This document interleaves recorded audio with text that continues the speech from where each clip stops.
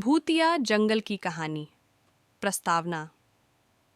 किसी समय की बात है, एक छोटे से गांव में एक भूतिया जंगल था। उस जंगल के बारे में कहानियां और अफवाहें छाई हुई थीं। कहीं लोग कहते थे कि उस जंगल में भूत प्रेत रहते हैं, और कहीं लोग यह मानते थे कि वह जंगल केवल उसकी प्राकृतिक सौंदर्य के लिए मशहूर है।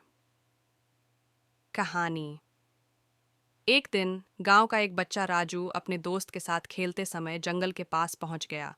दोस्त डर गए और कहने लगे, राजू, ये तो भूतिया जंगल है, हमें यहाँ नहीं आना चाहिए। लेकिन राजू को नए अनुसंधान की उत्सुकता थी, और उसने अपने दोस्तों को विवश किया कि वे साथ में जंगल का अन्वेषण करें।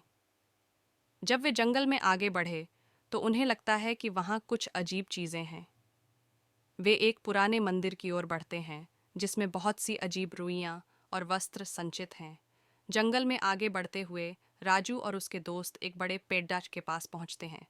वहां एक खोखला मकबरा होता है और उसमें भूतों का दिखाई देता है। राजू के दोस्त भाग जाते हैं, लेकिन राजू अपने कर्म पर विश्वास करता है और जंगल का अध्ययन जारी रखता है। एक दिन वह जंगल में अकेला था और एक अत्यंत भयानक भूत उसके सामने आया। राजू को डर का सामना करना पड़ता है, लेकिन वह अपने साहस और निर्णय में टिका रहता है। भूत उसे एक प्रश्न पूछता है, तुम्हें डर नहीं लगता? राजू कहता है, हाँ, मुझे डर लगता है, लेकिन मैं अपने डर के बावजूद आगे बढ़ता हूँ।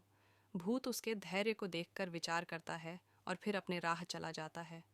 राजू वापस अपने गांव की ओर लौटता है, लेकिन उसने एक महत्वपूर्ण सीख प्राप्त की है। उसे यह सिखाया गया कि अगर हम अपने डर से नहीं भागते तो हम अपने लक्ष्यों तक पहुंच सकते हैं। सीख।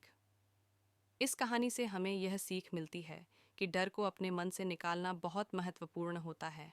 हमें अपने लक्ष्य को हासिल करने के लिए अपने साहस और धैर्य का उपयोग करना चाहिए। डर का सामना करने के बाद हमें एक नया स्वाभाविक और मजबूत बनता है, जो हमें अपने लक्ष्यों की ओर अग्रसर करता है।